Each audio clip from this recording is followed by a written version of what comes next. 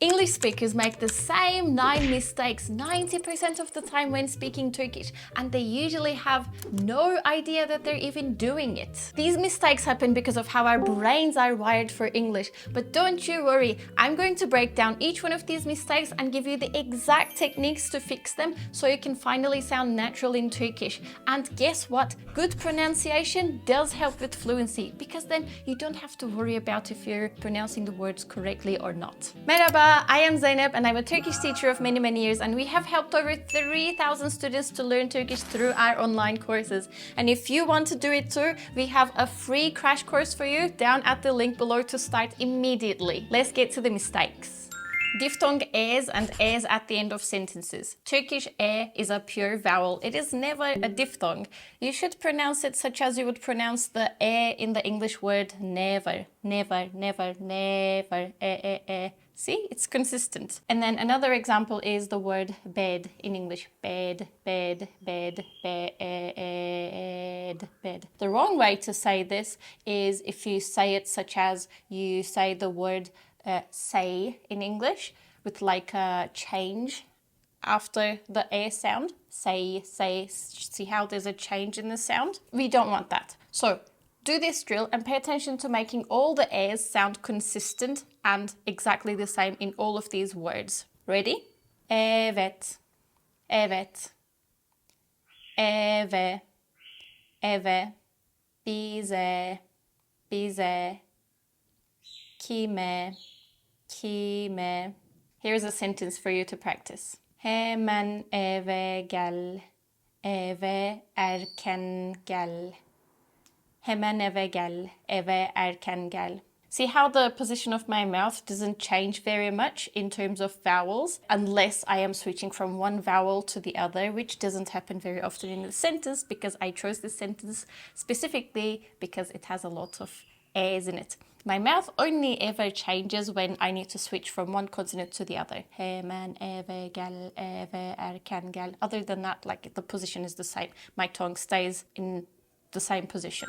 Our next problem is very short a's at the end of words. So in many languages, a's at the end of words can get shortened, weakened, or even dropped in speech. And learners tend to carry this habit over to Turkish, which is perfectly normal. What you can do is to remember that a is one clear full sound in Turkish, such as most other vowels. Let's say all these words and let's try to pay attention to holding the final a for at least 1 second at the end of words. So this gives you the practice of holding the a's for longer and not dropping them. Hava, hava, masa, masa, sana, sana, arada, arada.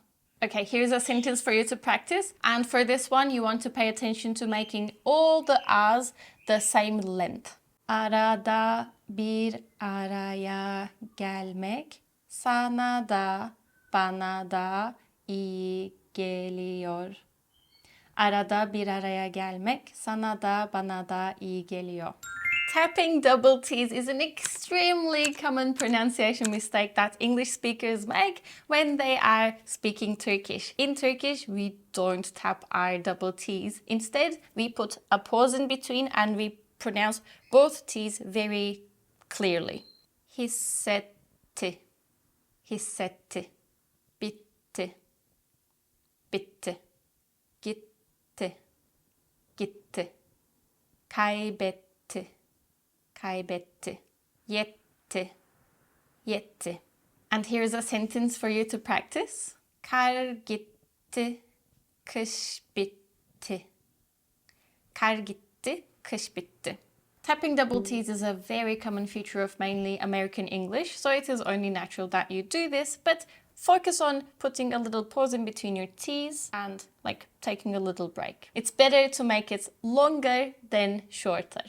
Pronouncing ooze as ooze and O's as O's. I guess these sounds do exist in English to some degree, although English speakers don't pay much attention to the distinction of these vowels. They're kind of more fluid, I suppose. But in Turkish, we love our vowels and all of our sounds, actually. And we do need to make a distinction. So when you are producing these sounds, if there is a large gap between your tongue and your palate, it is likely that you are producing the back vowel versions of these sounds. So if you know that you are supposed to be producing the front vowel versions of these sounds, u, and not o, u, then check what's happening in your mouth. See if your tongue and palate are far apart, and then say, okay, I need to put my tongue closer to my palate. And then the sound becomes the front vowel version. There is a very nice video that focuses primarily on this very specific issue that comes up next. So you should continue on to this one if you want to get a better grasp of this concept. Here are your drills. Gül,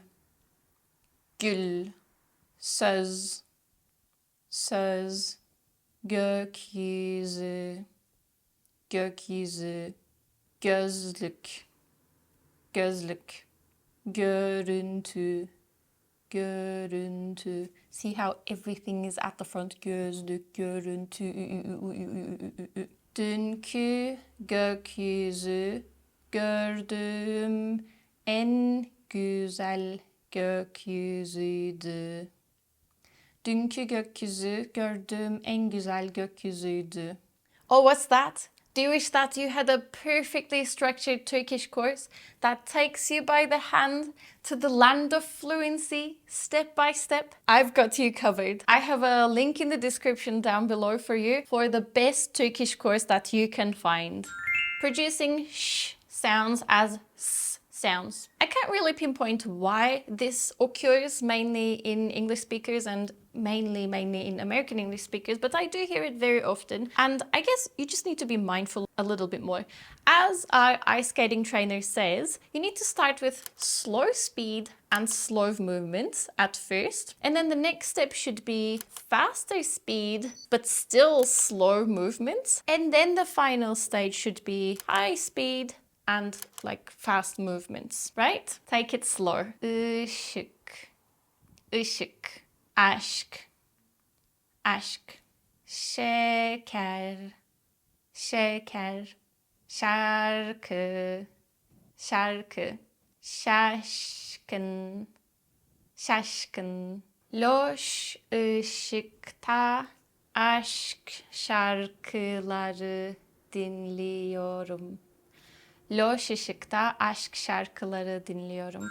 Not pronouncing H sounds. In English, and I guess in some other languages too, the H sound is often silent, such as in the words honest and hour. I think Portuguese might have this too. I kind of have this impression from teaching experience. You guys tell me what other languages have silent H sounds. But Turkish H sounds aren't silent. Practice lightly exhaling on the H sounds and go hayat, hayat, kahve, kahve, ahlak, ahlak, kahvaltı, kahvaltı, şehir, şehir, kahvaltıda kahveyle hayat harika. Kahvaltıda kahveyle hayat harika.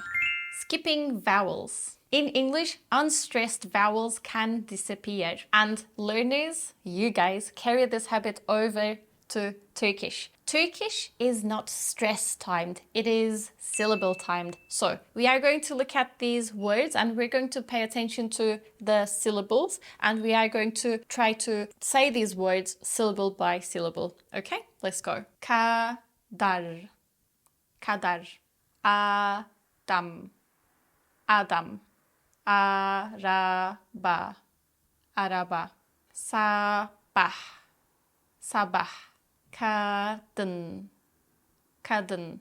Practice reading these words and this entire sentence syllable by syllable. The general rule is that every consonant forms a syllable with the vowel that comes after it, okay? So let's see how it works. Akşama kadar araba sürdüm. Akşama kadar araba sürdüm. The very common problem of pronouncing sounds like e sounds. Many languages don't have this sound, so it is very natural to do this. But here is a fix. Maybe some of you know that meme that was going around a little while ago that was very famous, where there was a dude going Brother, So that is a very good kind of thing to describe how the sound should work. So if you know that meme, just focus on that sound. Kısık, kısık, ışık, ışık, mısır, mısır, yazlık, yazlık, kadın, kadın. Practice this sentence. Your tongue should almost always remain at the back of your mouth while saying this entire sentence. Kısık bir ışıkta, yazlıkta mısır yedik.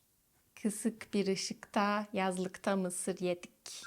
Overstressing the silent G or turning it into a Y sound. I am guilty of saying that the silent G is silent, and this is the part that I'm guilty of. I said in a video, which I might link you to at the end, that you could just ignore the silent G, which is 90% true. However, our primary school teacher would tell us that it would produce this sound, sound. So it creates a smooth transition from one vowel to the other. That is the kind of function of it. You don't need to stress it. You can just like smoothly go into the next vowel, using that as a tool, however it fits in that word. Let's see how it works with these words. Balığa, balığa. Çileği, çileği. Dün, dün. Ağaç, ağaç. Uçağı, uçağı. You see, uçağı, like uçağı, uçağı is the kind of extra pronounced version of it. My tongue changes position ever so slightly if you want to do it. Uçağı. Çileği yiyip uçağa bindim. Çileği yiyip uçağa bindim. Köpeğimle balığa gidiyoruz. Köpeğimle balığa gidiyoruz.